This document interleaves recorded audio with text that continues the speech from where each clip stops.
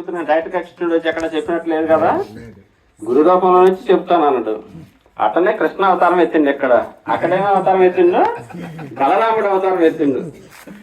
ఎత్తినే అసలు కొనుక్కోరాక వీళ్ళు. అందుకని కృష్ణుడే అని భగవంతుడు కృష్ణుడిగా మనం నమస్కారం చేయాలి తప్పితే ఆయనకు మనం చేసేది ఏముందిలే రెడ్డి గారు నారాయణ రెడ్డి గారు అనే ఆలోచన కాదు.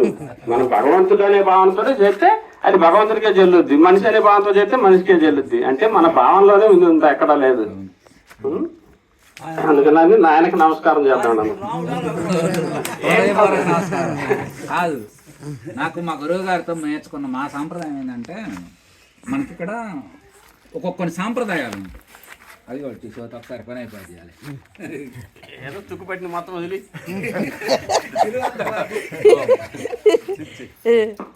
మనకి ఇప్పుడు ఉన్న సంస్థలు కూడా రకరకాలుగా ఉంటాయి. ఆ సంస్థలు ఏంది, ఒక్కొక్కళ్ళు వేషధారణ కానీ, మరి విధానాలు బొట్లు కానీ, ఇట్లా కట్టు బొట్టు అన్నీ ఉంటాయి. దాంతో పాటు నమస్కారాలు కూడా. ఇప్పుడు హరే కృష్ణ వాళ్ళు స్వామి దగ్గరకు వచ్చి నిలుగు పెట్టలేదు, అట్టం తిరిగి అన్నం పెడతాం ఒంగోని. వాళ్ళు ఒక పద్ధతి పెడతారు. చిన్నదేశం వాళ్ళు ఉంటారు, అసలు వాళ్ళు అంటుకొని. అట్లా మనకి కొన్ని పద్ధతులు ఉన్నాయి. అట్లా మా గురువు గారి ద్వారా మేము నేర్చుకున్నది ఏమిటంటే, ఆ సాంప్రదాయంలో ఆయన కొత్తలో ఆయన బాగానే ఫస్ట్ లో సాధకుడుగా కాషాయం కట్టుకుని బ్రహ్మాండం బాగానే ఉంది. తర్వాత జ్ఞానం పెరిగే కానీ కాషాయం పోయింది. కాషాయం పోయి ఏదో కండ వేసుకున్నాడు. ఆ తర్వాత ఆ కండ ఓడి పోయింది. తర్వాత ఆయన మనం ఎప్పుడైనా మా ఇంటికి మేము తీసుకొచ్చేవాళ్ళం. సంవత్సరానికి 2 సార్లు మేము వచ్చేవాడు. వచ్చినా మేము కొత్తలో బాగా ఆర్తితో ఫస్ట్ లో కొంత తెలియక చేయకపోయినా, తర్వాత బాగా తెలిసిన తర్వాత రాగానే గురువు గారిని ఇంటికి తీసుకొచ్చి కాళ్ళు కడిగి గుడ్డ పెట్టి తుడిచి మేము ఇష్టంగా చేసేవాళ్ళం. అప్పుడు మా సాధన, మా వయసు మాకు అట్లా. ఆయన బాగా ఆయన చేసినది అయిపోయి ఆయన ఫీల్డ్ కదా. తర్వాత పూల మీద నడిపించిన కొన్నాళ్ళు రకరకాలు చేసిన సాధనలో మా భాగాలు అవన్నీ చేసిన తర్వాత మా ఇంటికి వచ్చే భోజనం పెట్టేవాళ్ళం చక్కగా. మేమందరం కూర్చొని సరదా ఫ్రెండ్లీగానే ఆయనతో పాటు కూడా కూర్చొని తినేవాళ్ళం. ఇప్పుడు మనందరం తిన్నట్టుగానే. తిన్న తర్వాత పోయేటప్పుడు కూడా ఆయనకి ఏదైనా గురుదక్షిణ ఇస్తానన్నా, ఇందులో ఆయన ఇంత ఖర్చు పెడుతుంది, కానీ రమేష్ ఇంత ఖర్చు పెడుతుంది, ఏం ఆశించి పెట్టిండు, కుటుంబానికి వ్యక్తిగతంగా మేలేం లేదు. సరైన మనసులో ఏదో చిన్న కోరిక, ఏదో ఇత్తు చేద్దాం అనుకోవచ్చేమో, కానీ ఏదైనా చేసినంత మనమంతా తింటాం, మన గ్రామానికే చెందుతుందే కానీ ఆయనకేం కాదుగా. మళ్ళీ ఆయన ఇస్తే మళ్ళీ ఈయనకు బరువు. ఇప్పుడు ఈయనకేం పెద్ద బరువు అయ్యేది ఏం లేదు, పోయేది లేదు. కానీ కార్యక్రమాలు చేసే వాళ్ళ దగ్గర తీసుకుంటే బరువు అయితే. అదే గ్రామం మొత్తం చేస్తాను, బాగా ఆదాయం ఉంది, ఏమో 1000 రూపాయలు 2000 గురువు గారికి ఇస్తే ఏమైంది, పాప మందు మీద బతుకుతుందన్న బాధలు. మేము ఎన్నో కార్యక్రమాలు చేస్తున్నాడు, మాకు ఆ బాధ తెలుసు. అట్లా గురువుగారు వద్దులేని ఆయన అనేవాడు, తీసుకునేవాడు కాదు. కాకపోతే రాను పోను ఆ ట్యాక్సీ ఖర్చు ఉంటే ఇచ్చేవాడు. ఇక నమస్కారాలు ఇవి కూడా పోయేటప్పుడు వచ్చినప్పుడు నమస్కారం పెట్టాం, ఎందుకంటే మేము పూర్తిగా ఆయనకు ఉన్నాం కాబట్టి. వచ్చేటప్పుడు నమస్కారం పెడితే ఆయన ఏదో కొద్దిగా అట్లా అనేవాడు, అంతే తప్ప ఎక్కువ కాళ్ళు కడగటాలు, చేతులు కడగటాలు ఇవన్నీ అసలు మొదట్లో లేదు. తర్వాత దీన్ని కొంతమంది పరం భక్తులు వస్తారు మా స్వామి గారి దగ్గరికి. ఆయన చెప్పులేడగా సంఖలో పెట్టుకుంటాడు, గురుగారండి అని. తర్వాత తినేసరికి పళ్ళెం పెట్టుకోతారు, మూతులు చేతులు తొడగటం, మూతులు కడగటాలు ఇవన్నీ చేయటం మొదలు పెట్టారు.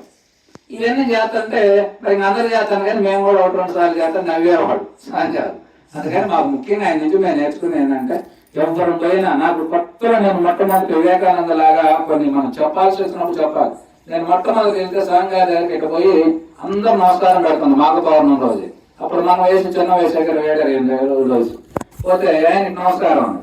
నాకు అనిపించింది సహజంగా అనుకుంటున్నాం, మన దేవతామూర్తుడు గురువు గారు మనం నమస్కారం పెడతాం, వాళ్ళు ఆశీర్వదిస్తారు కదా, ఫోటోకి సింబలైజేగా ఎట్లుండాలి. ఈయన నమస్కారం పెట్టి మనకు నమస్కారం పెట్టిండు అంటే మనం ఇచ్చింది ఆయన తీసుకోవట్లేదా అనిపించింది. కానీ నాకు స్వయంగా అడిగే ధైర్యం, హక్కు లేదుగా.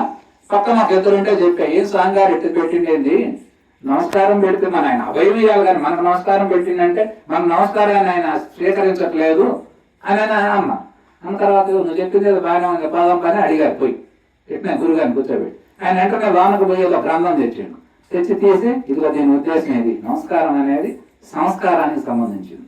ఒకటి నమస్కారం సంస్కారానికి సంబంధించింది వ్యక్తిగతంగా.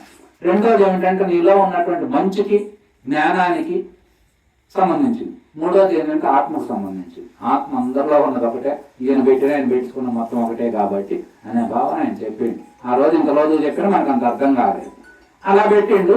ఇక మా సాంప్రదాయం ఏమిటంటే, హృదయపూర్వకంగా ఎవరు కనపడ్డా ఆయన చిన్నపిల్లగాడికి కూడా పెడతారు నమస్కారం హృదయపూర్వకంగా. ఆయన ఎందుకు పెట్టాలా? ఆశ్రమంలోకి ఎవరికి పోయి నమస్కారం పెడతాం. మన లాంటి వాళ్ళు కనపడితే బాగా ప్రేమగా దగ్గరకు తీసుకోవటం, ఆలింగనం చేసుకోవటం, ఇవే గానీ పటాలకు పెట్టి నమస్కారాలు పెట్టడం ఇవన్నీ అవసరం లేదు. కానీ అవి ఎప్పుడు నేను ఎందుకు ఇప్పుడు అవసరం లేదని అంటే, ఇప్పుడు లైన్లో కూర్చున్నప్పుడు ఒక ఆయన పెట్టిను నేనే వద్దాను, ఎందుకంటే అది నా సంబంధం లేదు, నా పనిలో నేను ఉన్నా, నువ్వు ఏదో గౌరవార్థం పెట్టుకోను. కానీ పని పెట్టుకొని చేయాల్సిన పని అయితే అవసరం లేదనుకుంటున్నాం మేము ఎక్కువ. అయ్యో